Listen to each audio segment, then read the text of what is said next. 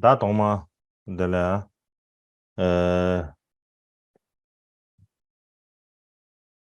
이 가외 되는 계속 전부 종 고시 신부 당 다는 신기 교지부가 연습을 못해다 걔는 못 나머니 소리 규배 아주 그 유근시 vorher PW Ich möchte hier alle zuerst begrüßen und das ist jetzt hier nach der Pandemie, dass wir uns letztlich wieder treffen können mit dem Kaicho Günjo nach 2 Jahren und hier eine Grüße auch an Sheltalza Rinpoche und all die anderen Lehrer möchte ich hier begrüßen und auch die vielen, die übers Internet zuhören, Dharma-Freunde und all die vielen, die hier überall in der Welt zuhören. Allen möchte ich gerne meine herzliche Grüße übermitteln und mit besten Wünschen.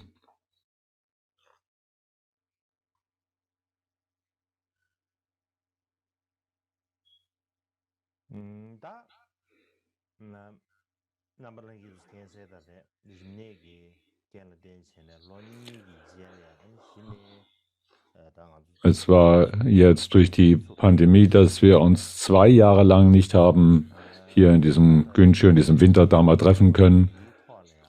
Und dieses Jahr zum 23. Mal, dass dieses Winterdharma stattfindet, können wir zugleich feiern und es zelebrieren. Und es ist auch das Goshir Gyaltsa Rinpoche, die Übermittlung der kompletten gesammelten Werke von Gambopa hat hier in einer Übermittlung darbieten können, die ununterbrochen in der Übertragungslinie auf den 16. Karmapa zurückgeht, was eine ganz besonders glückliche Gelegenheit für alle von uns ist. Und ich möchte also diese Gelegenheit benutzen, um stellvertretend für all die anderen Lehrer und die Schüler hier Goshir Gyaltsa Rinpoche meinen tiefen Dank dafür auszusprechen. Von heute angefangen werden wir die sogenannten 30 Verse oder die 30 Verse über Bewusstheit, nur Bewusstheit miteinander diskutieren und studieren.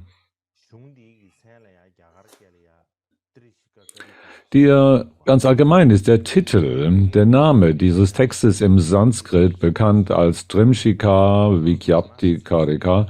Und wenn man das in Englisch oder Deutsch übersetzt, dann wäre das also die 30 Verse, was hierbei im Tibetischen in seinem Namen oder Titel sehr ähnlich zu jenem anderen Text zu liegen kommt, der als ein grammatischer Text auch die 30 Verse heißt und deshalb die Gefahr besteht, dass man diese beiden miteinander verwechseln könnte.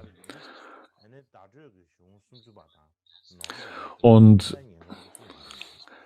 deswegen ist also dieser Text der 30 Verse, die sich mit Bewusstheit nur und mit den 3 Grammatik beschäftigen, von ihrem Namen her sehr miteinander ähnlich und zu verwechseln geeignet.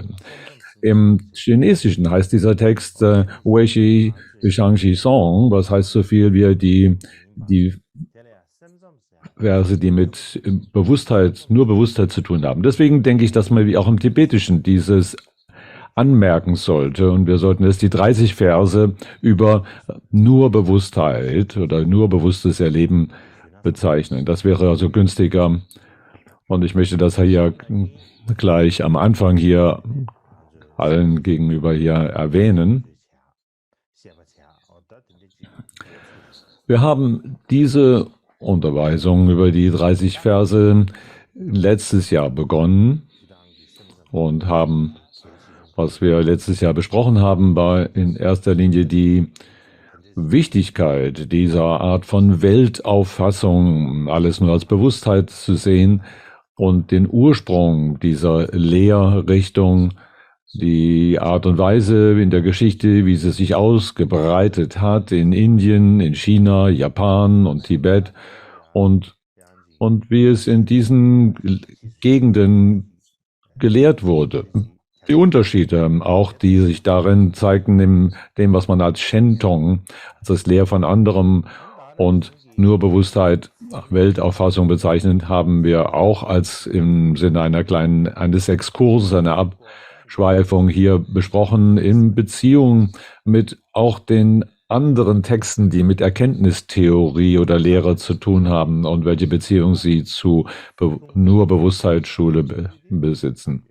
Für dieses Jahr nun haben wir nur eine kurze Zeit für solche Art der Unterweisung, nur 6 Lehrtage. So, wenn es sich ergeben sollte dieses Jahr, dann habe ich den Plan, vielleicht im Herbst noch ein bisschen weiter fortzufahren mit diesen Ausführungen über die 30 Verse. Um aber damit zu beginnen, möchte ich eine kurze Einführung geben über diesen Gegenstand oder dieses Thema des Lehrens für dieses Jahr.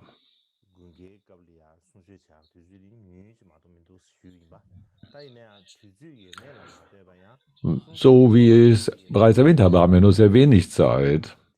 Aber wie auch immer kurz unsere Zeit hier für diese Ausführungen sind, sollten wir niemals das Thema selber damit verkürzen oder abkürzen oder der Art und Weise, wie ich Dinge zu erklären hätte.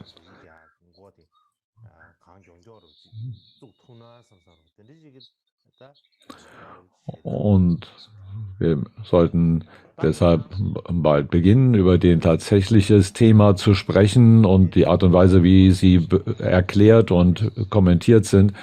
Aber bevor wir dahin kommen, um die tatsächlichen 30 Verse zu sprechen, möchte ich noch einige wichtige Punkte vorstellen.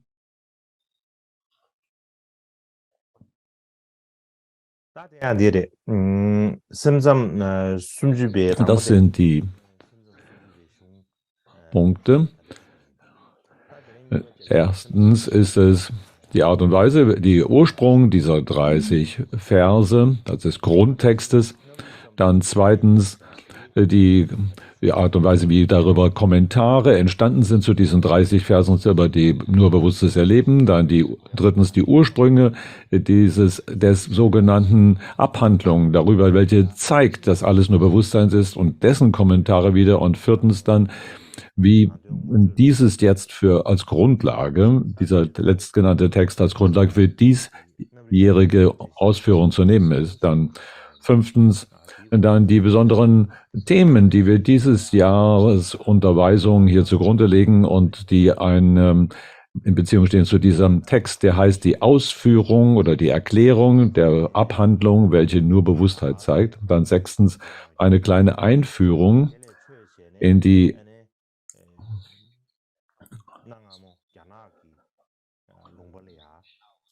wie diese Methoden waren damals in China oder in Tibet, diese Texte zu übersetzen. Wir sollten also einen kurzen Einblick darin nehmen, welche Methoden damals gewählt wurden, um solche Texte zu übersetzen. Und dann eine Einführung in die Lehrmeister, die solche Texte damals gelehrt und kommentiert haben, zum Beispiel Kuji Lingtai und Shang Zhu. Und im Anschluss dann sollten wir darüber sprechen, was die eigentliche Einführung ist in das Thema, so wie sie in dem Text vorkommt, der heißt die Erklärung der Abhandlung, die nur bewusstes Erleben zeigt.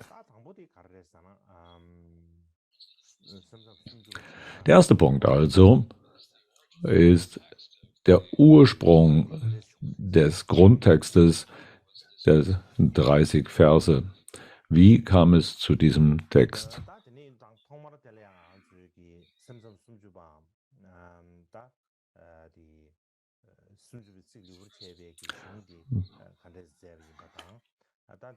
Der erste also ist dann jetzt mal ganz allgemein, der wird darüber sprechen, wie diese 30 Verse geschrieben wurden und wie dann die Kommentare dazu nach und nach entstanden sind. Dieser Grundtext der 30 Verse ist niedergeschrieben von Vasubandhu. Wir sprechen oft über Bruder Asanga und Vasubandhu als die beiden Brüder. Asanga war der Ältere und Vasubandhu der Jüngere. Und viele bekannte Texte gehen auf ihn zurück. Aber diese sogenannten 30 Verse über Bewusstlebens sind die tiefgründigsten, die wichtigsten und auch die von größter Bedeutung, das großartigste und auch das letzte Werk, das er hinterließ in seiner Lebenszeit.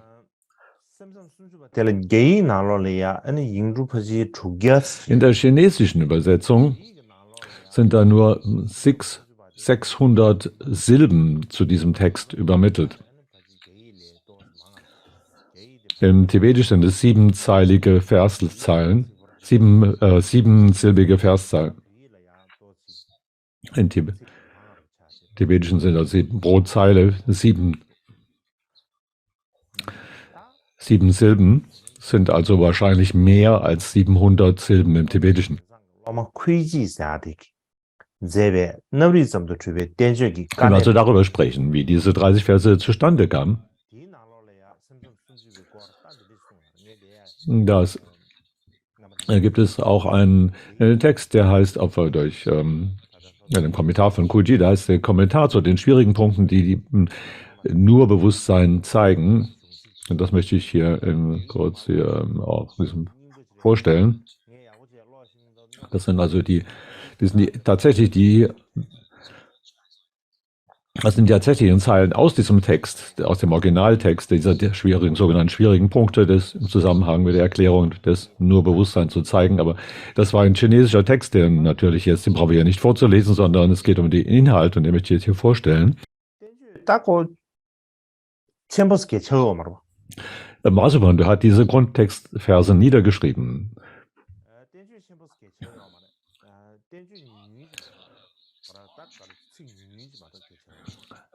Das ist eine ganz kurze Abhandlung von Vasubandhu, 30 Verse bloß, wie auch immer.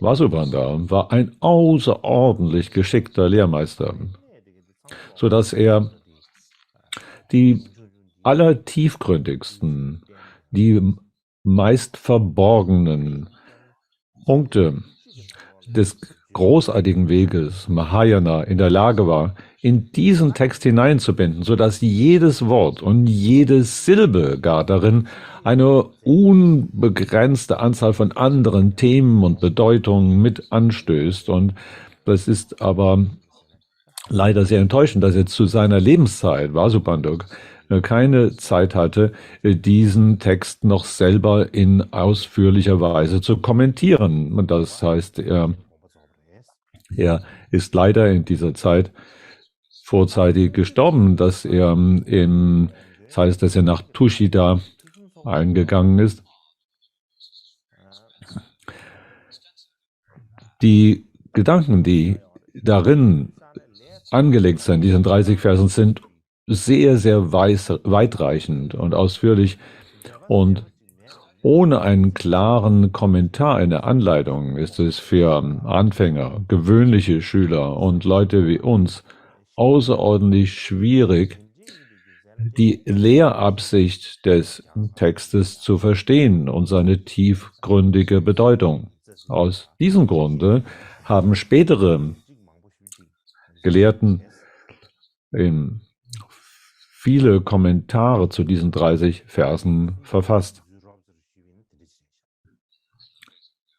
Und das ist eine ganz kurze Ausführung zu diesen 30 Versen.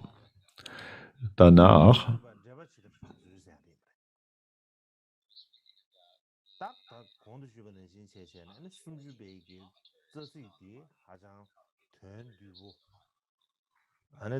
möchte ich über die Kommentare sprechen zu diesen 30 Versen über nur Bewusstheit, welche nun im Grundtext außerordentlich kurz und wie bereits gesagt, sehr tiefgründig sind. Sehr, sehr schwierig zu verstehen für unser einen. Und deshalb es damals schon die gelehrten Lehrmeister in Indien selber schon viele Kommentare der Erläuterung dazu verfasst haben. Das eine Erklärung nach heißt es, dass 18 verschiedene Autoren in der frühen Zeit damals Kommentare, Erläuterungen zu diesen 30 Versen verfasst haben. Also 18. Später waren dann noch weitere 16 solche Lehrmeister, Autoren, die weitere Kommentare verfassten, also 34 zusammengenommen. Das ist eine Erklärung, die übermittelt ist. Eine andere Lehrtradition spricht davon, dass zu jener Zeit, dass da 28 verschiedene Autoren Kommentare zu den 30 Versen verfasst haben. Sie haben alle ihren eigenen Erklärungstext verfasst, einen Kommentar. Also die eine Tradition heißt, dass da vorher 18 waren und dann 16 und die andere Lehrtradition sagt, es sind 28 verschiedene Kommentare entstanden. Wie auch immer. Das zeigt, dass da tatsächlich eine ziemliche große Anzahl von Kommentaren damals schon zur Verfügung stand und verfasst wurde. Ob es nun 34 oder 28 waren, jedenfalls eine große Zahl von Erläuterungstexten. Aber alle diese Kommentare waren nicht in der Lage, die tatsächliche Tiefgründigkeit und vollständige Bedeutung dieser 30 Verse wiederzugeben. Deswegen gab es später weitere 10 große Lehrmeister, Gelehrten, die nachträglich sich damit befassen. Und das sind also weitere 10, die nicht in den ursprünglichen Aufzählungen enthalten sind, die außerordentlich gelehrt und geschickt waren in der Art und Weise, Dharma-Texte zu erläutern. Und sie waren in außerordentlich geschickt darin, tatsächlich mit der ursprünglichen Lehrabsicht zusammen diese Texte zu erleben. Diese 10 großen Kommentatoren waren Bandhu Shri, der Meister Chitrabhana, Gunamati, Dharmapala, Stiramati, Shuddhachandra, Jinaputra, Jnanachandra, Nanda, Visheshamitra und wie auch immer. Da waren also 10 solche großen Lehrmeister, die weitere Kommentare dazu verfasst haben. Alle haben ihren eigenen Kommentar dazu verfasst, zu diesen 30 Versen. Und wie umfangreich waren diese Kommentare? Jeder ihrer Kommentare bestand aus hatte 10 verschiedene Bündel. Ne? Das war wenn man sie alle zusammennimmt, also jeder bestand aus 10 verschiedenen Bündeln, dann sind es bei 10 Autoren insgesamt 100 verschiedene Textbündel, die zu Erklärung dieser 30 Verse entstanden sind.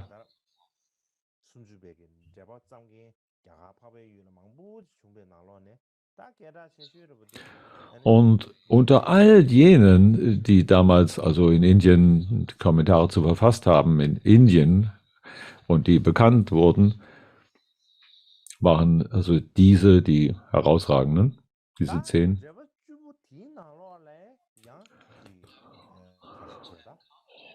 Aber selbst unter diesen 10 Kommentatoren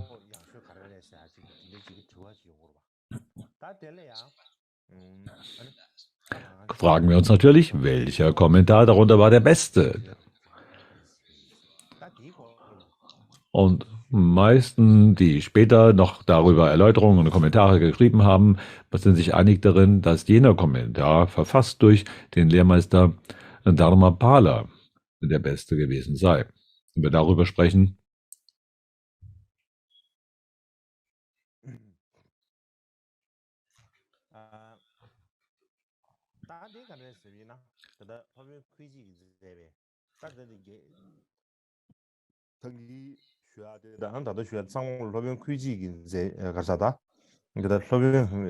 Was ich hiermit sagen möchte, ist, in einem Text, der durch den Lehrmeister Kuji verfasst wurde, der heißt also die schwierigen Punkte der nur Bewusstheit, Auffassung, darin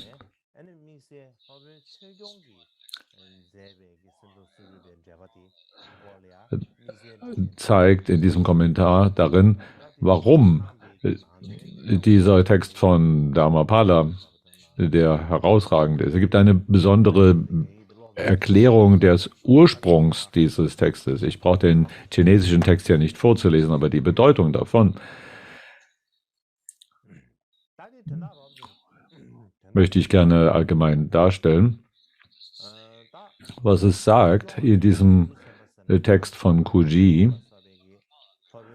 dass Dharma nach Dharmapala und anderen Bodhisattvas, die also die 30 Verse damals gelernt und ergründet haben und die Grundtextverse des Meisters Vasubandhu damals in sich aufnahmen, haben alle ihre eigenen Kommentare verfasst, die jeweils ihre eigenen herausragenden Eigenschaften tragen.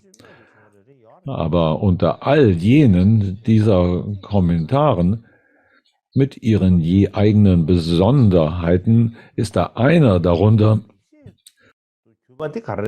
der herausragend ist, in der Art und Weise, wie er durch eine besondere, neue Art, diesen Text zu lehren, in der Lage ist. Und dieser ist verfasst von Meister Dharmapala.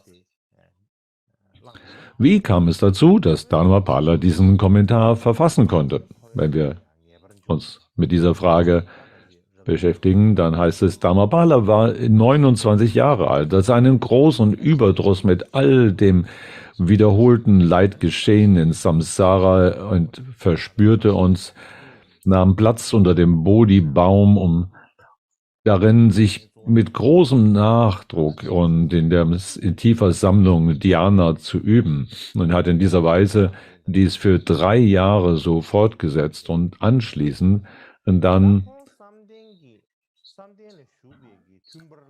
in tiefem Gleichmut und oder Dhyana Sammlung verweilt.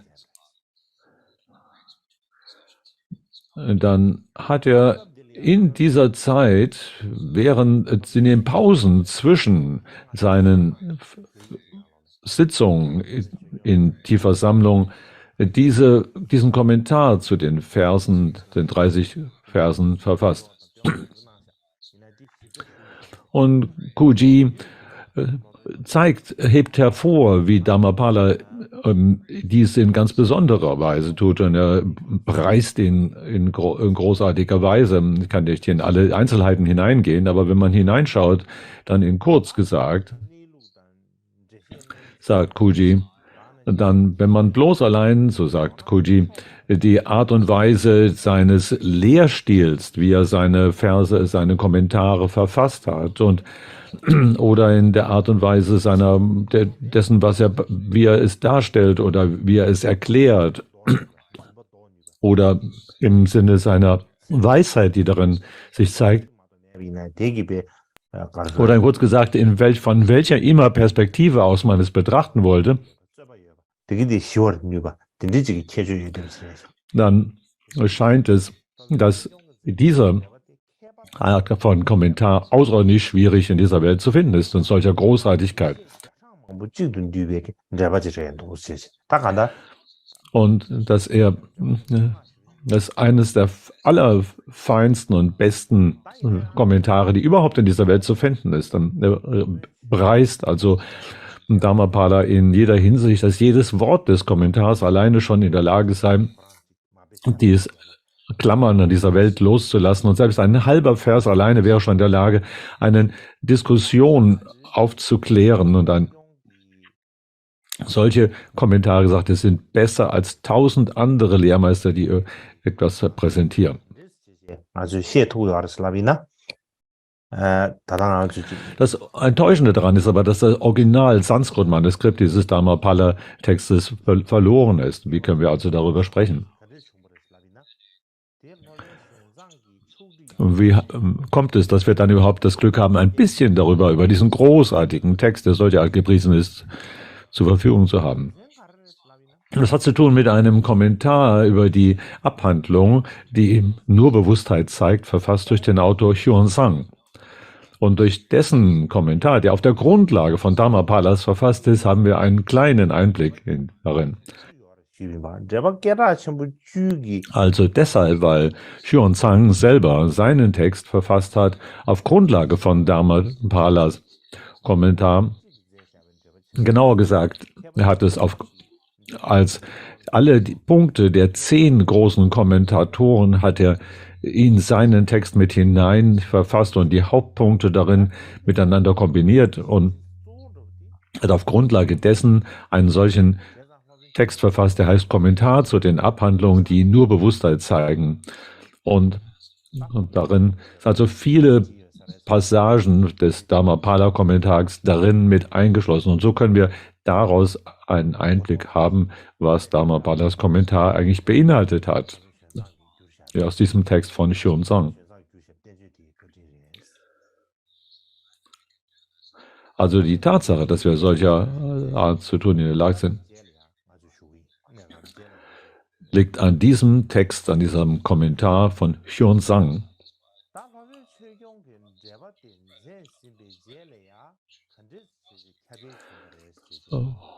Und die Art und Weise, wie also dieser Text selber zustande kam und wie er weitergehen wollte, darüber können wir später sprechen. Und wie das sich weiter... aber wie kam es, dass Xuanzang überhaupt mit Dharmapala zusammenkam? Das ist aber selber auch enthalten in diesem Text, den ich bereits vorher erwähnt habe, der diese schwierigen Punkte über die Darstellung der nur Bewusstheit genannt ist, für den Meister Kuji.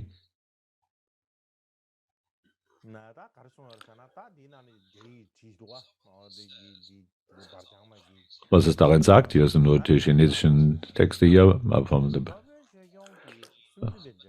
aber um es kurz und grob zu erklären, heißt es, nachdem Dharmapala diesen Kommentar selber verfasst hat, dann gab es da einen nicht ordinierten Übenden, der mit dem Namen Xuan Jian, wir wissen nicht, was sein tatsächlicher Name in Sanskrit war, aber er Xuan Jian, so als ein nicht ordinierter, der aber die 5 Arten von Vorsätzen einhielt und von großem Vertrauen in Dharma geprägt und von großer Intelligenz und Wissen. Und Acharya Dharmapala hat also diesen Text zu dieser Person überantwortet und hat ihm zusätzlich dazu aufgetragen, sagt, wenn ich der einst mal nicht mehr bin und wenn da irgendjemand käme und diesen Text lesen wollte,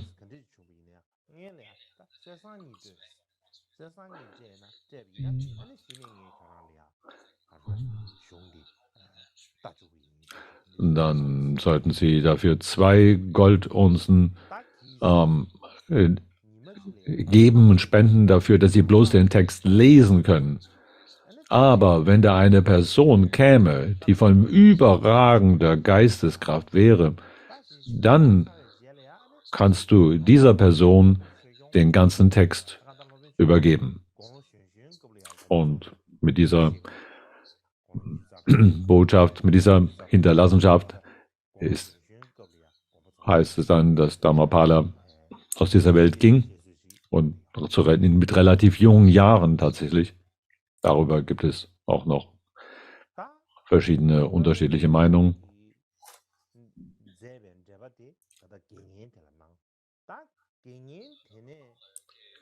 Also hat Dharmapala diesen, seinen eigenen Kommentar an diesen nicht ordinierten Schüler gegeben.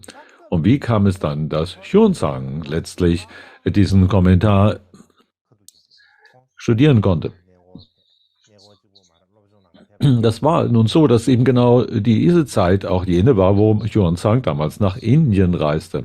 Und er war auf einer Pilgerreise und auf einer Studienreise zugleich.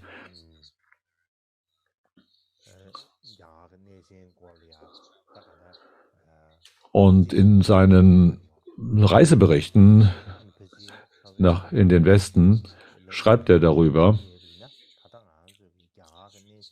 dass wenn Hyunzang nicht seinen Reisebericht verfasst hätte, dann könnten wir schwierig darüber Auskunft haben, wie diese verschiedenen wichtigen Dharma-Orte in Indien früher damals gewesen sind. Das ist also die Besonderheit von der Reiseberichte von Hyunzang und seiner Reise, aber darüber müssen wir jetzt nicht im Einzelnen sprechen. Vielleicht sollten wir genau an dieser Stelle unsere 20 Minuten Pause einlegen.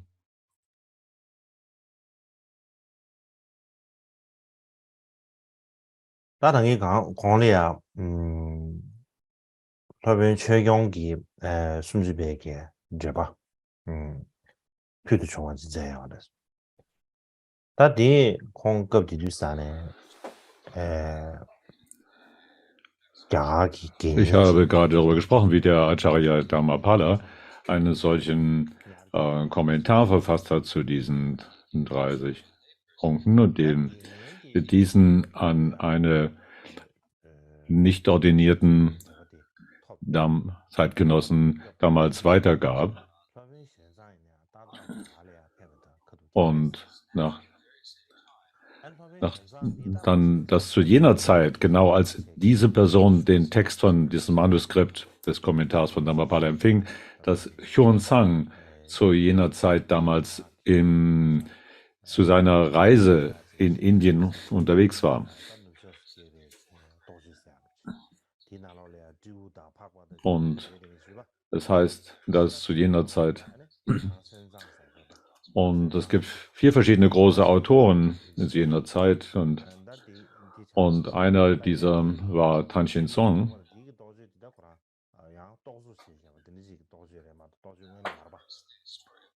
Und der und viele Geschichten über seine Reise übermittelt hat.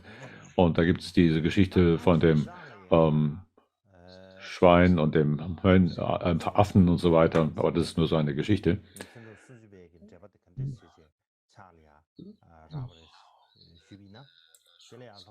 Wie kam es also dazu, dass Hyunzang nun ausgerechnet diesen Text in die Hand bekam? Und das ist durch eine andere Person, nämlich durch den Lehrmeister Kuei-chi, hier erklärt. Das sind die original chinesischen Texte hier, um die Bedeutung kurz zu erläutern. Das heißt, dass Hyunzang selber eine Person von überragender Geisteskraft und war und unvergleichlich in der Art und Weise, wie er mit seiner Einsicht unterscheidend feststellen konnte, ob es jemand ein großartiges Wesen vor sich hatte, jemand von Weisheit oder nicht.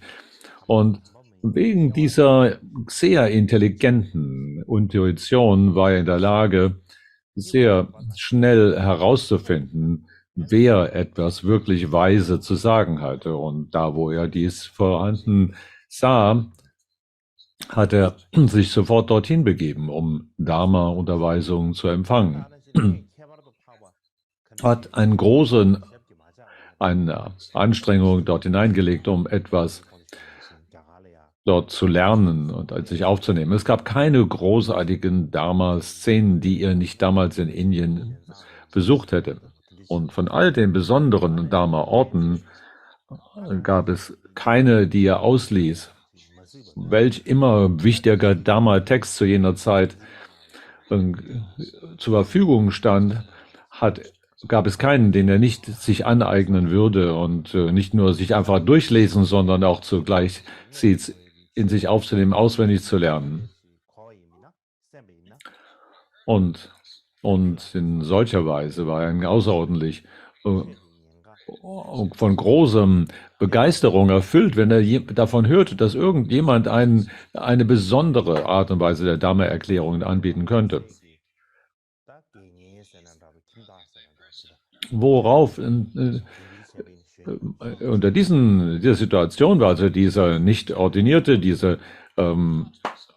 der mit dem Namen Huan Qian, der dort eben auch von Xuanzang Kenntnis bekam und dachte sich damals, das scheint die Person zu sein, die Dharmapala damals in seiner Absicht mir kundgetan hat, dass wenn jemand so käme, der so überragend war an Geisteskraft, dass ich ihm diesen Text geben sollte. Das war bestimmt die Person, die er damals gemeint hat.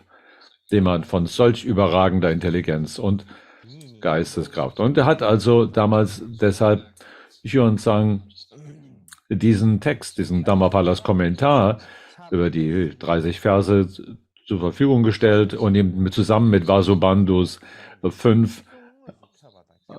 den Ausführungen zu den 5 Erlebnismengen, Panchaskandaka.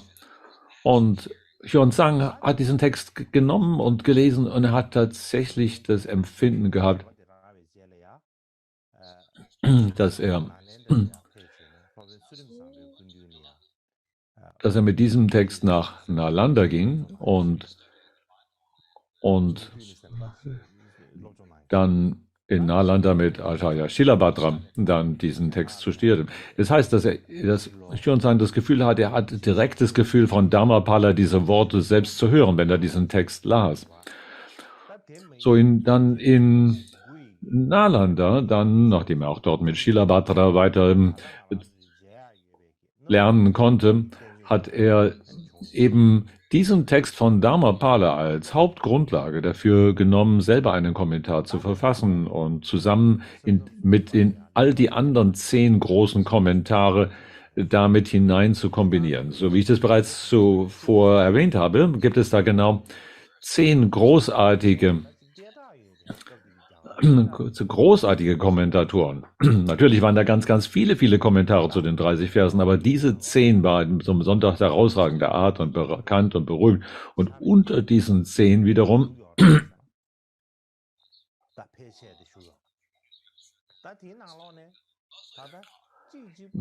da gibt es leider nur einen einzigen, den wir heute noch zur Verfügung haben. Wenn man denkt, man könnte alle diese noch heute lesen, dann ist das leider nicht der Fall. Und da gibt es eben nur das einzige, was von Sthiramati überliefert ist, wo sowohl Sanskrit und Tibetan auch zur Verfügung steht. Und das Sanskrit-Manuskript von all der anderen 10 Kommentatoren scheint verloren zu sein. Also Stheramatis Kommentar ist einer von diesen 10 großen Kommentaren. Die anderen scheinen verloren. Es ist also ein großes Glück, dass Xuanzangs Kommentar, das heißt eben der Kommentar dazu, zu den 30 Versen, die nur Bewusstsein zeigen, dass in deinem Kommentar von Xuanzang der Kommentar von Dharmapala darin enthalten und insofern etwas zugänglich ist. Und dieser Kommentar von Xuanzang ist eben immer noch zugänglich. Das ist das große Glück.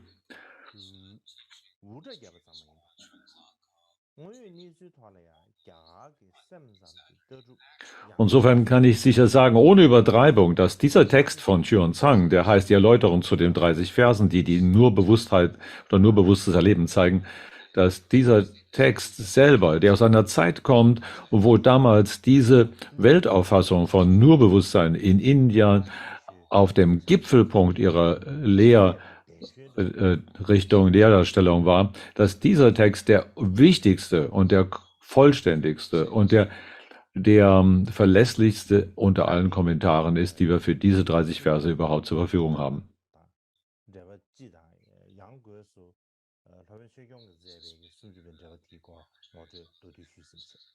Das ist hier, um etwas über die 30 Verse und den Kommentare dazu zu sprechen. So, wie kam es jetzt, dass Xuanzang überhaupt darüber einen weiteren Kommentar verfasste?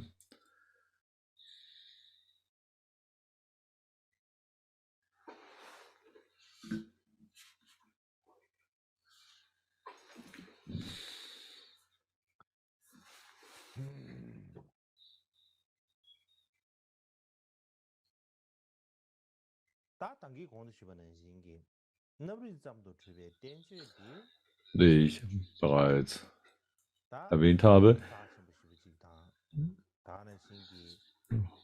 ist dieser Text genannt, der Text, der zeigt, dass nur Bewusstsein zeigt, ein wichtiger Kommentar, einen sehr wichtigen Kommentare zu diesen 30 Versen.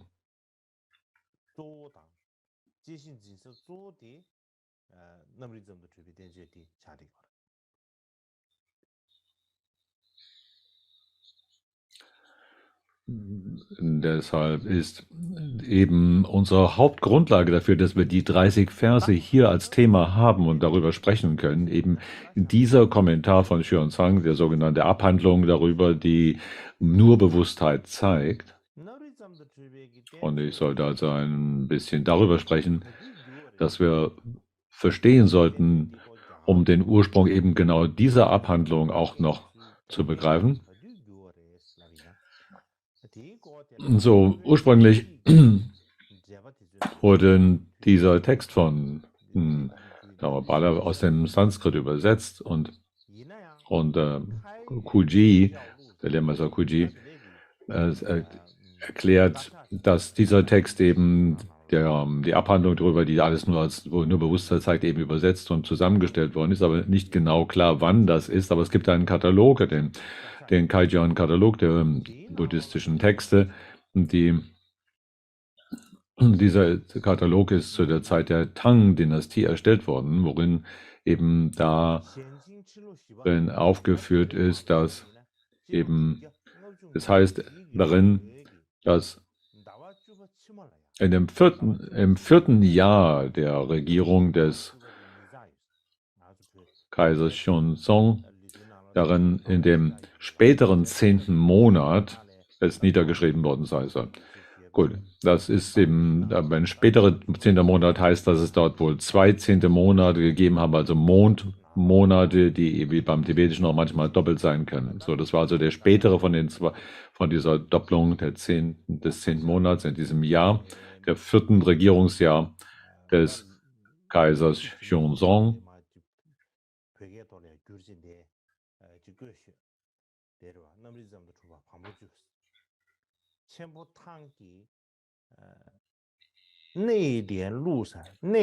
ich da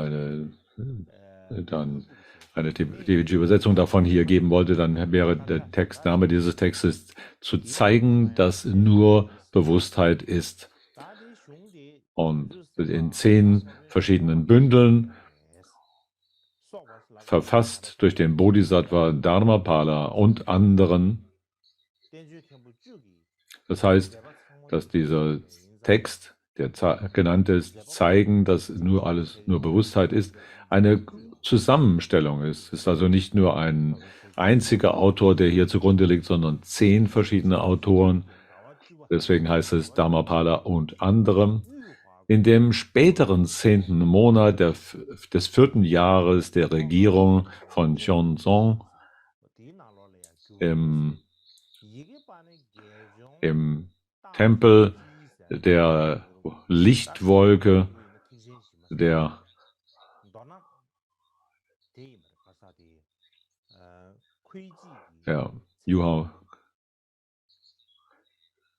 Yuha-Klosters.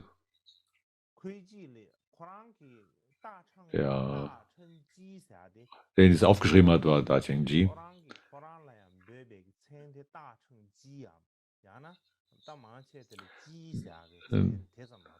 Da Cheng-ji war der Name, den Kuei-ji selber benutzt hat. Aber nach der Song-Dynastie wurde er als Kuei-ji bezeichnet.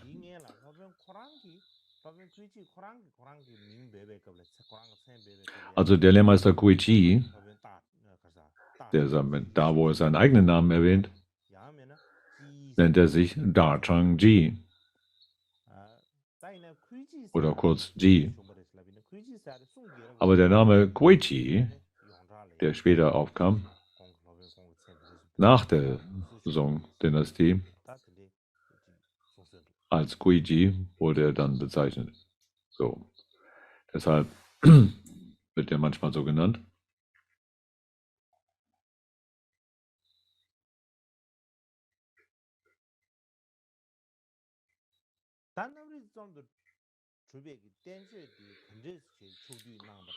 So, kam es also jetzt dazu, wenn wir uns fragen, dass dieser Text, dass alles nur Bewusstsein ist, zu zeigen, verfasst, zusammengestellt wurde. Und das finden wir in dem anderen Text von Guiqi, der heißt die schwierigen Punkte, in dieser Abhandlung nur Bewusstsein zu zeigen. Und darin ist eine Erklärung dazu gegeben. Okay, das waren die tibetischen Zeichen, aber die chinesischen Zeichen, aber jetzt hier, um die Bedeutungen kurz vorzustellen. Der Hauptpunkt darin ist, im 4. Jahr der Regierung des Kaisers Yongzhong, das ungefähr wahrscheinlich 659 war in unserer Zeitrechnung, begann also Xuanzang diesen Text nur bewusst die Abhandlung darüber, nur Bewusstheit zu sein, zu zeigen. Sein eigentlicher Plan war ursprünglich, alle diese 10 Kommentare der 10 großen Autoren in das Chinesische zu übersetzen. Das war seine Absicht. Das war sein Ausgangsplan. Und er war der wichtigste Übersetzer darin und hatte aber auch Helfer darin. Da waren 4 wichtige Personen, die er darunter als Helfer gewonnen hatte. Eine war Xianfang, der dazu gedacht war, den Stil der Übersetzung zu editieren. Und dann Xiaxiang war derjenige, der als Schreibkraft engagiert wurde. Und Puchang war der Lektor, der die Korrektur lesen sollte. Und Guiqi, der hier engagiert war, um die Bedeutung der Übersetzung gegenüber dem Sanskrit-Original zu prüfen. Und ich werde in einigen Tagen ein bisschen über diese Art und Weise des Übersetzens damals sprechen. Aber wie auch immer, unter diesen 4 war Guiqi der Jüngste. Die anderen 3 waren erfahrene Gelehrten, Lehrmeister. Die waren großartiger im Sinne, eben, dass sie schon älter und erfahren waren, aber auch in ihrer Ausmaß ihres Gelehrtseins. Und zum Beispiel Xianfang war der erste Lehrmeister, der hier engagiert wurde und in den Xuanzangs Übersetzungsarbeit. Und er war jemand, der in allen Schriften damals und Kommentaren des Mahayana und so weiter und der grundlegenden Fahrzeuges gelehrt war und eine große Anerkennung und Wertschätzung genoss in seinen Schülern jener Zeit. So, dann war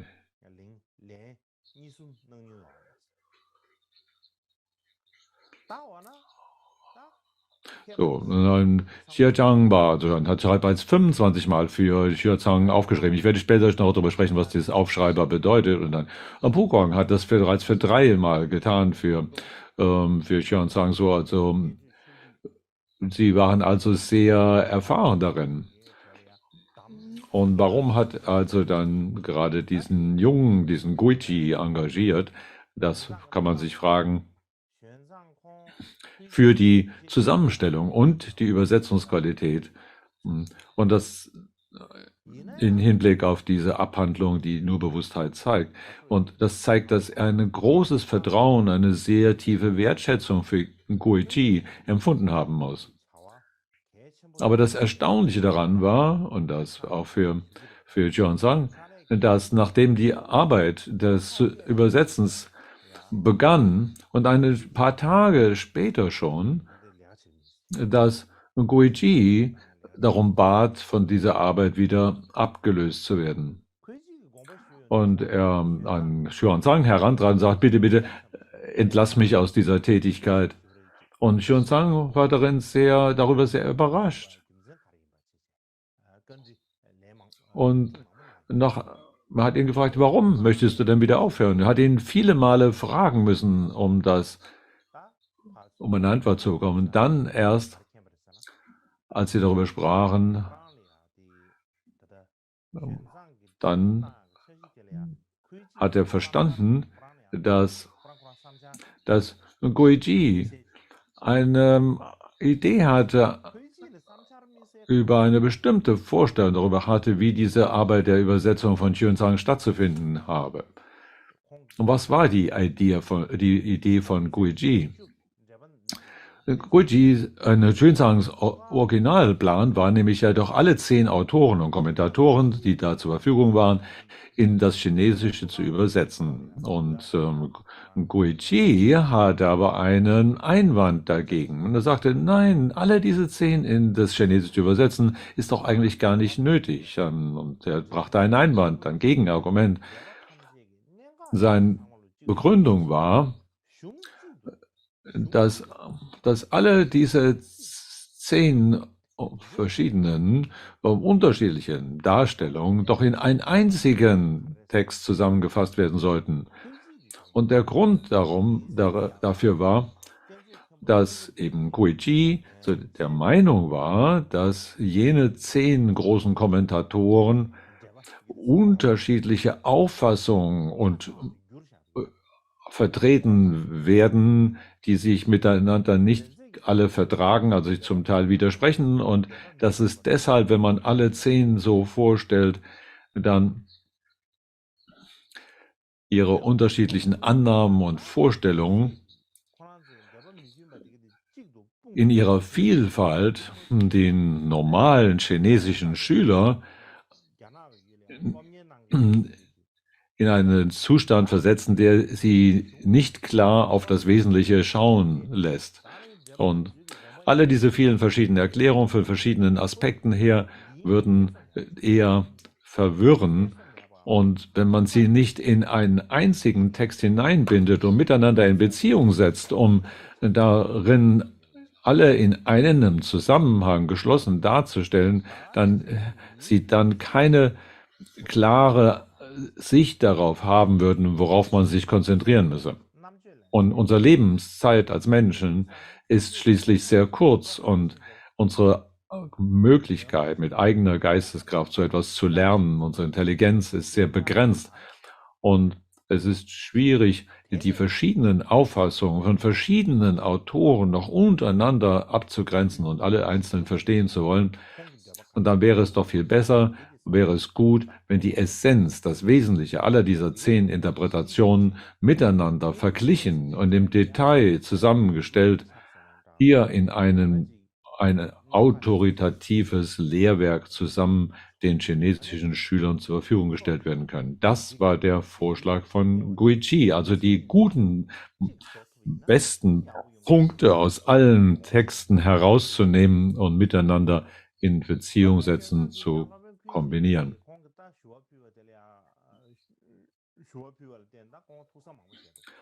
Xuanzang begann über dieses Ansinnen nachzudenken. Und er hat viele Male darüber nachgedacht, für eine ganze Weile. Er dachte erst, nein, das wäre nicht okay. Aber nach einer Zeit hat er sich dann schließlich doch überzeugen lassen und hat Guichis Vorschlag angenommen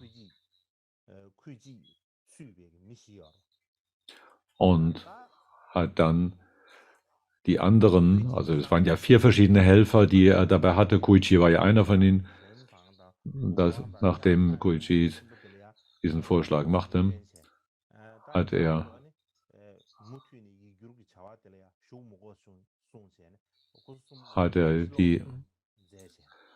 die anderen 3 überzeugt davon, dass es jetzt keinen weiteren Sinn macht, an den Übersetzungen zu arbeiten. Und hat alle die Verantwortung und alle Arbeit dann an Koichi übertragen. So waren es letztlich nur diese beiden, Xuanzang und Koichi, die zusammen diesen Text erstellt haben.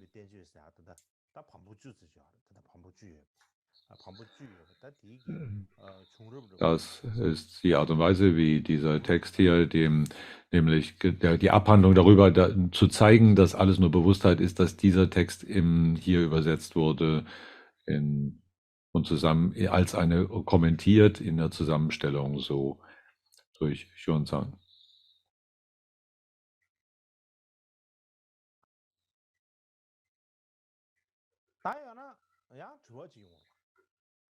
Jetzt könnte eine andere Frage auftauchen. Man könnte fragen, gibt es denn da keine anderen Kommentare, die noch zur Verfügung stehen, die diesen Punkt des Nur-Bewusstseins hier zu darstellen? Wenn wir uns dies fragen, ist dieser Text hier, nämlich zu zeigen, nur Bewusstheit zu zeigen, ist dieser Text der einzige, der im Chinesischen verfügbar ist.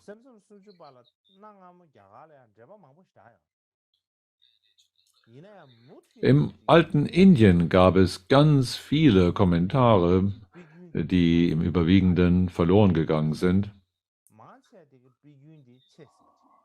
Sehr wenige sind noch weiter erhalten.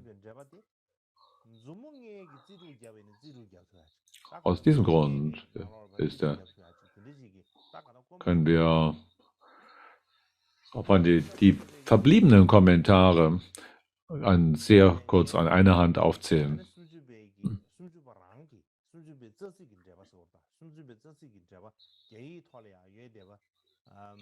Die anderen Kommentare zu den 30 Versen, da ist nur ein einziger, der noch in Chinesischen da ist.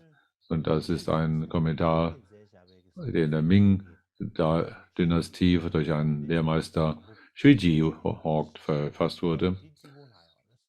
Das ist also ein einziges Textbündel umfasst, also ein kurzer Kommentar nur zu den Grundtexten, zu den Grundversen. Der Zeit der Ming-Dynastie ist der einzige, der noch im Chinesischen erhalten ist.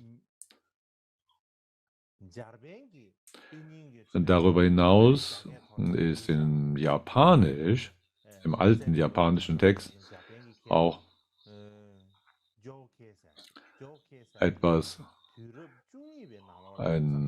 übermittelt von Jokei, der ein Lehrmeister im 12. Jahrhundert war. Er hat einen Kommentar zu den 30 Versen verfasst. Dieser Kommentar ist seinerseits allerdings sehr, sehr kurz gefasst. Abgesehen davon gibt es 2 weitere Zusammenfassungen.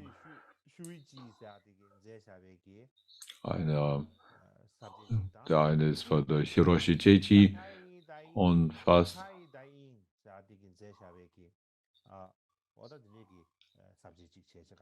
und ein weiterer. Ja, die 2 Kommentare, die im Prinzip nur die Gliederung des Textes vorstellen. Unter den zeitgenössischen Texten gibt es einen Text, der heißt die Ausführungen über die 30 Verse von Nur Bewusstsein durch den japanischen Gelehrten Genshin Inoue. Das ist ein sehr wichtiger Text unter den mehr zeitgenössischen Kommentaren zu diesem Thema.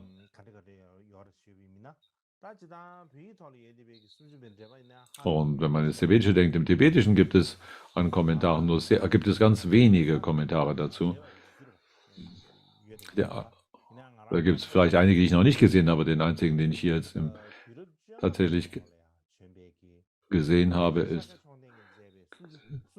der durch den Shakya Chokden, der im 15. Jahrhundert verfasst wurde, der darüber spricht, wie die verschiedenen wichtigen Punkte der 30 Verse.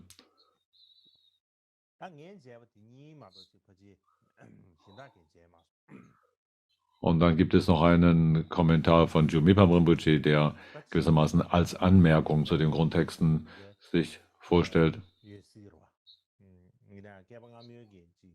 Und da gibt es vielleicht noch einige moderne Kommentare, aber hier im Sinne der ursprünglichen alten Kommentare sind dies die einzigen, die heute zur Verfügung stehen. Und als nächstes möchte ich darüber sprechen, warum diese Abhandlung, die nur Bewusstheit zeigt, als Grundlage für unsere Ausfahrung dieses Jahr zu nehmen ist.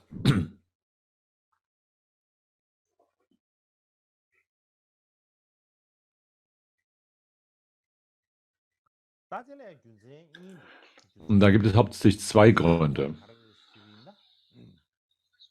Der erste Grund ist der, dass als Vasubandhu diese 30 Verse niederschrieb, man könnte es ja auch nennen, man nennt es die 30 Verse oder die 30 Verse über nur Bewusstsein oder die 30 Verse über nur bewusstes Erleben. Dieser Text sind 30 Verse in sehr einfache Sprache gehalten ist und eine ganz allgemeine Darstellung dieser Weltauffassung, nur Bewusstheit darstellt, sehr, sehr schwierig zu verstehen. Und er hat zwei im Prinzip Haupttexte geschrieben und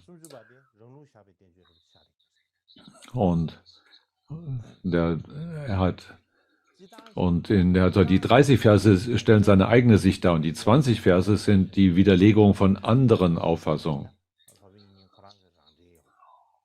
Und normalerweise war es üblich zu jener Zeit, dass nachdem man einen Grundtext in Versen aufgeschrieben hat, also außerordentlich dicht und kurz gefasst, dass man dann einen Kommentar dazu schreibt, um die Bedeutung dann ausführlich darzulegen. Aber dafür hatte Vasubandhu keine Zeit, damals bevor seinem Davongehen, dass er diesen Kommentar noch hätte verfassen können.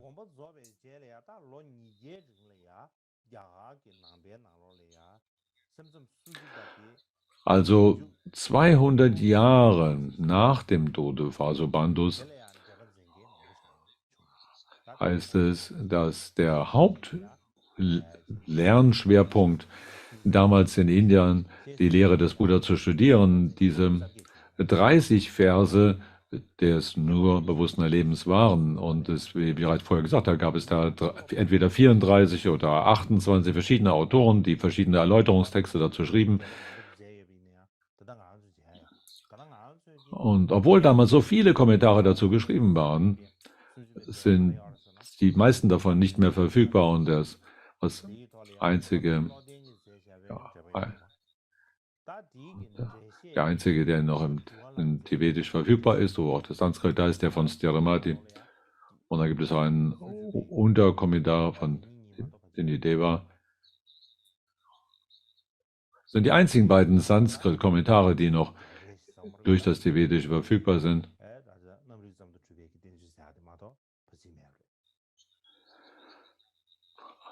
Und in Chinesischen gibt es im Prinzip nur diesen einen Text, der heißt die Abhandlung darüber, dem nur Bewusstheit zu zeigen. Der einzige, der noch für uns zur Verfügung steht. Also die meisten anderen Kommentare sind sehr, sehr kurz. Und die Originalverse sind sehr dicht und prägnant und deshalb für unser einen außerordentlich schwierig zu verstehen. Und deswegen ist es sehr schwierig, diese 30 Verse aufgrund von anderen Kommentaren sich in der Bedeutung zu erschließen. Und weil also diese Abhandlung darüber zu zeigen, dass nur Bewusstsein ist, diese von solcher Ausführlichkeit ist und so verlässlich, ist es für uns unverzichtbar, dass wir uns diesen als Grundlage unserer Ausführungen nehmen. Und der zweite Grund ist hier, dass unser Hauptgegenstand oder Thema in diesem Winter Dharma ist das, was unsere Absicht ist hier, nämlich die 30 Verse über nur Bewusstheit uns anzueignen in einer systematischen Art und Weise, wo wir die darunterliegende Weltauffassung verstehen und die Natur dieser Ansicht, aber diese Weltauffassung nur alles als bewusstes Erleben zu sehen, ist außerordentlich weitreichend und sehr tiefgründig und in ihren Annahmen, die da zugrunde liegen, und deshalb müssen wir uns damit beschäftigen.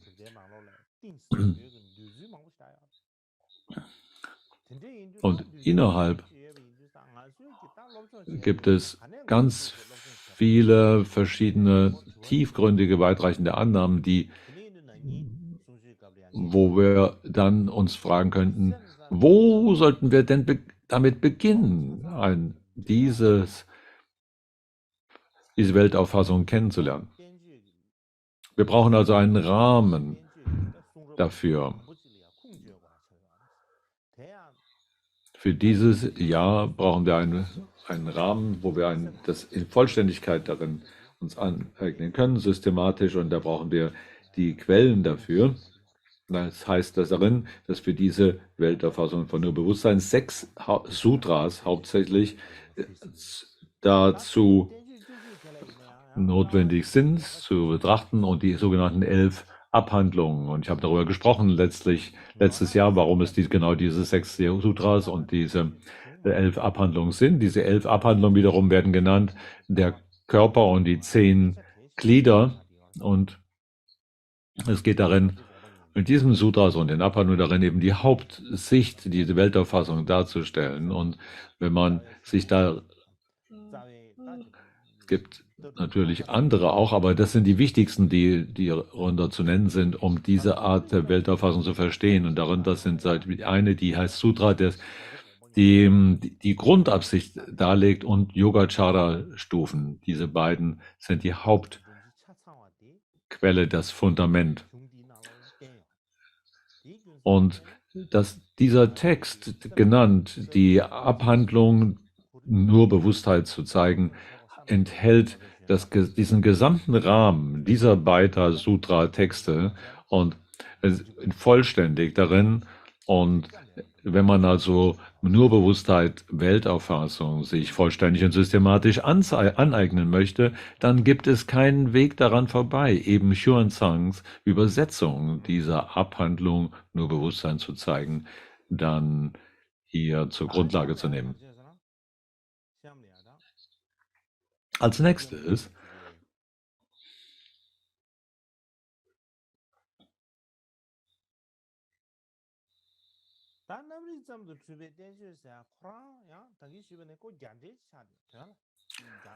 wenn wir auf diesen Text schauen, der genannt ist Abhandlung, der es nur Bewusstsein zu zeigen, dann eigentlich ein Sanskrit-Kommentar ist, der ist ja dann ist dieser Kommentar zu diesem Text nicht ein einziger geschlossener Text, sondern eigentlich eine Zusammenstellung von vielen verschiedenen anderen, die darin enthalten sind, so wie wir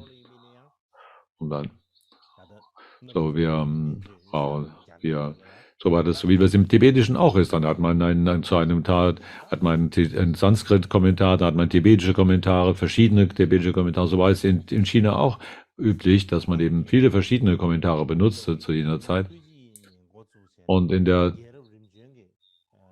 Tang Dynastie, angefangen mit dem Lehrmeister Guiqi,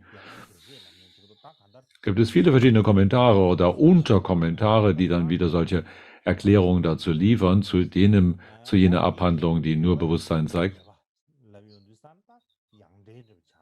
Und dann gibt es die Erklärung dazu diesem Abhandlung, die nur Bewusstsein zeigt, und in diesen 10 oder 20 Bündeln und so weiter, und dann viele, viele Unterkommentare, die noch dazu sind. Aber der wichtigste unter all diesen verschiedenen Kommentaren, die dazu geschrieben wurden, und den verschiedenen Unterkommentaren, ist eben genau dieser Text, der heißt die Erklärung zu dem Abhandlung, die nur Bewusstsein zeigt. Und dieser Text ist verfasst durch den Lehrmeister Guiqi, in 10 Bündeln oder 20 Bündeln, entweder 10 oder 20 Bündeln, wahrscheinlich 10.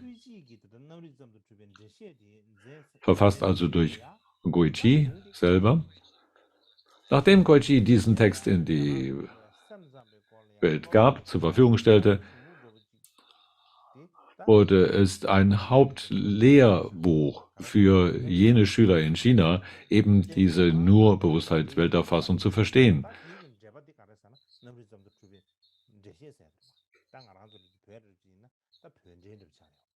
So, weil eben diese eigentliche Abhandlung, die nur Bewusstsein zeigt, ein indischer Kommentar war, braucht er also Erklärung innerhalb des Chinesischen.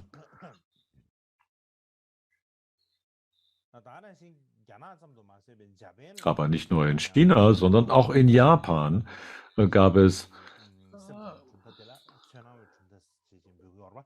die weithin geschätzte Lehrrichtung des bloßen Anscheins und so weiter.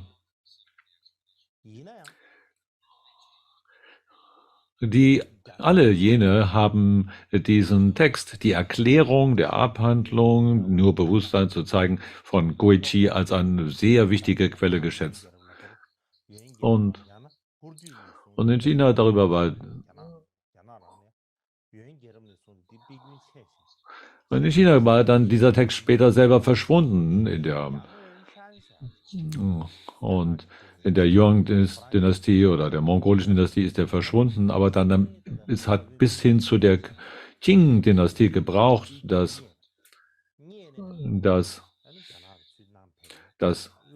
der große Lehrmeister Yang Wenhui dann diesen Text aus Japan gefunden, wieder zurück nach China bringen konnte.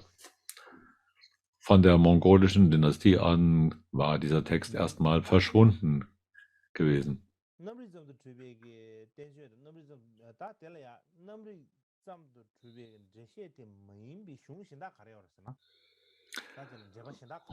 Und man mag sich fragen, welche anderen Kommentare könnten es da noch geben, abgesehen von jener Abhandlung, da nur Bewusstheit zu zeigen und der Erklärung zu dieser Abhandlung nur Bewusstsein zu zeigen durch Guiqi.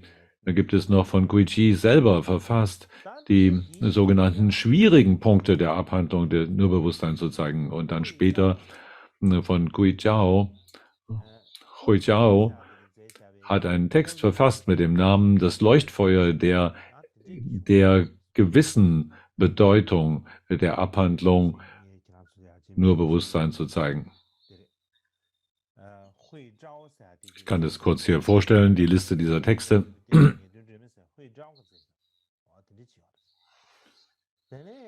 Das ist der zweite von denen in der Liste, von Huizhao. Und dann gibt es einen anderen bei Chuizhou, der heißt die verborgenen Punkte der Abhandlung nur Bewusstsein zu zeigen. Diese 3 werden hier als die Quellen für das Studium der Nur-Bewusstheit-Lehrrichtung in China genommen, und sie sind als die Kommentare, die Nur-Bewusstseins-Kommentare genannt, dort bekannt unter jenen, die es kennenlernen wollen. Das sind die Grundlage des Studiums gewissermaßen. Das sind diese 3 Hauptkommentare, die im Chinesischen zu diesem Thema zur Verfügung stehen.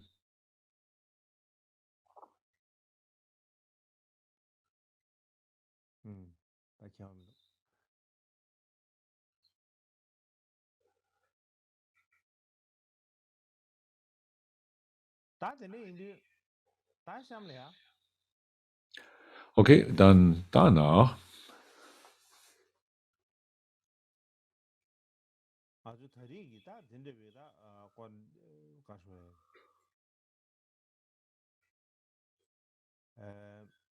das, was wir hier für dieses Jahr geplant haben, nämlich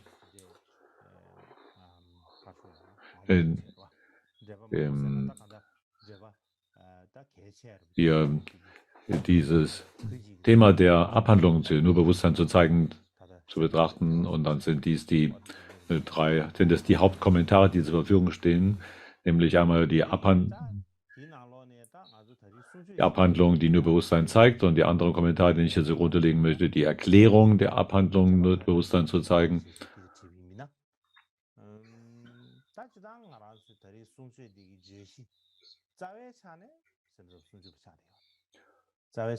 Und also um die Frage zu klären, welche Texte will ich hier zugrunde legen für die Ausführung dieses Jahres hier? Natürlich ist der Haupttext hier die 30 Verse über nur Bewusstsein. Und dann welche Kommentare dazu ist eben Lehrmeister Koichis Abhandlung darüber nur Bewusstsein zu zeigen, und dann den anderen Kommentar, nämlich die Erklärung der Abhandlung nur Bewusstsein zu zeigen. Und darüber hinaus gibt es auch zeitgenössisch aus der chinesischen Volksrepublik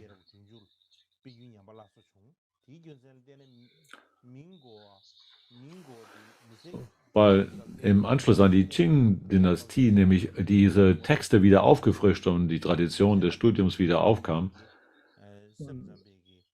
gab es viele Gelehrte aus jener Zeit noch, die viele Kommentare geschrieben haben.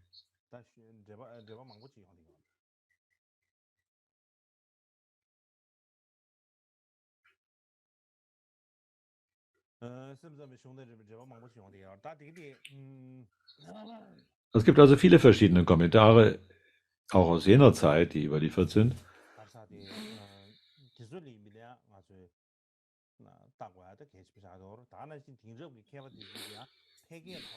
Und auch so wichtig, dass wir da hineinblicken. Und das sind auch Kommentare, die in normaler Sprache, in Alltagssprache vorgetragen werden aus der Volksrepublik China. Ich werde auch gerne unsere Diskussionen darüber auf diese Kommentare gründen. Der Grund dafür ist, das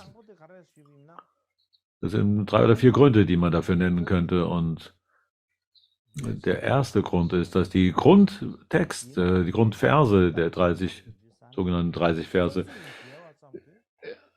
in eine sehr weitreichende Bedeutung haben, die aber in einer ganz einfachen Sprache daherkommen. Und das Thema aber ist so weitreichend und so tiefgründig, und deswegen ist es außerordentlich schwierig, die aufgrund dieser einfachen Worte heraus zu begreifen, und deswegen haben wir gar keine andere Wahl, als irgendwelche Kommentare und Erläuterungen zu benutzen. Der zweite Grund ist dass es eben viele verschiedene Kommentare gibt, aber diese Abhandlung nur Bewusstsein zu zeigen, ist der vollständigste, der verlässlichste, der am weitesten anerkannte Text unter allen, die 30 Verse kommentieren und heute noch verfügbar ist. Deshalb werde ich meine Ausführungen zu dem Hauptthema hier auf diesen Text gründen wollen. Der dritte Grund hier ist,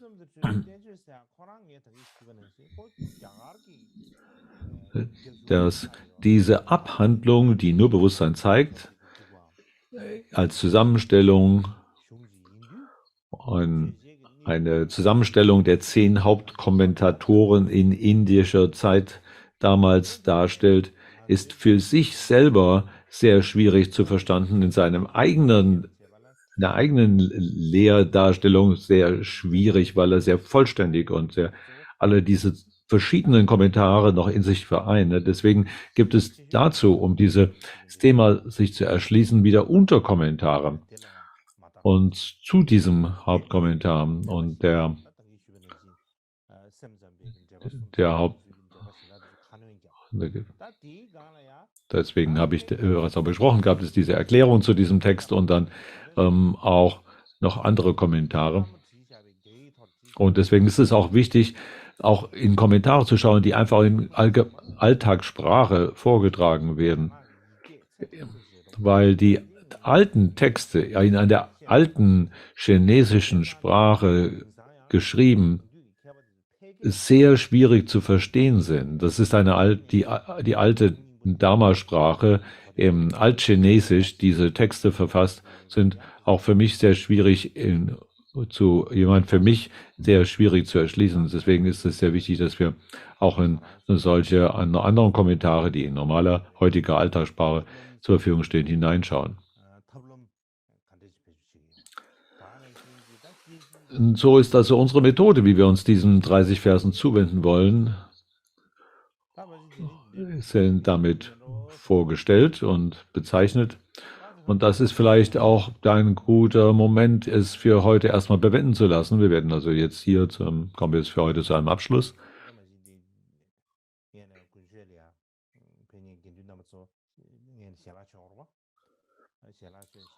Und es ist in Indien jetzt gerade die Zeit für das Essen und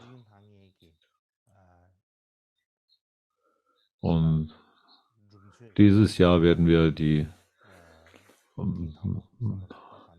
machen wir zugleich die 5 Tage von Hayagriva Puja begehen, Zeremonie. Das ist eine wichtige Sache, die noch zu ernehmen ist. Wir haben das bereits schon mehrere Male getan und in verschiedenen Klöstern, aber wir haben es in einem bestimmten Raum jeweils haben wir das einige Mal getan, aber da gab es nur sehr wenige Leute, die dabei anwesend waren. Zum ersten Mal, da war Tenka Rinpoche war damals anwesend und hat dieses Verfahren dort angeleitet für einige Male. Aber das wird jetzt das erste Mal sein, dass wir den großen Sangha zusammen versammelt hier die 5 Gruppen der 5 Gottheiten des Dysum Khyentse hier als Grundlage der Übung in Karma-Kamtsang-Tradition, dass wir hier die gemeinsam tatsächlich auch durchführen können, dass wir damit die Tradition wiederbeleben, diese 5 Hauptübungen, Hauptgottheiten des Dysum Khyentse hier gemeinsam begehen können. Und da es gibt, die sind ja nicht ganz einfach, sie alle in vollständiger Weise zu machen. Also ich möchte ja nicht nur über Mudras sprechen und so weiter, sondern es sind viele Einzelheiten, die da zu beachten sind. Und wir müssen uns immer wieder korrigieren und versuchen, es genau richtig zu tun. Und über diesen Mudras zu sprechen.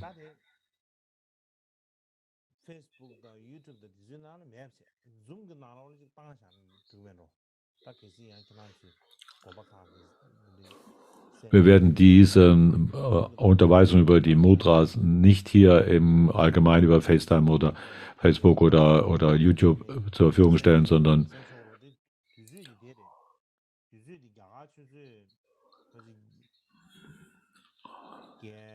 aber im Zoom wird es verfügbar sein und also alle, die um 8 Uhr der indischen Zeit dann Gelegenheit haben, können sie daran teilnehmen. Jetzt die Widmung.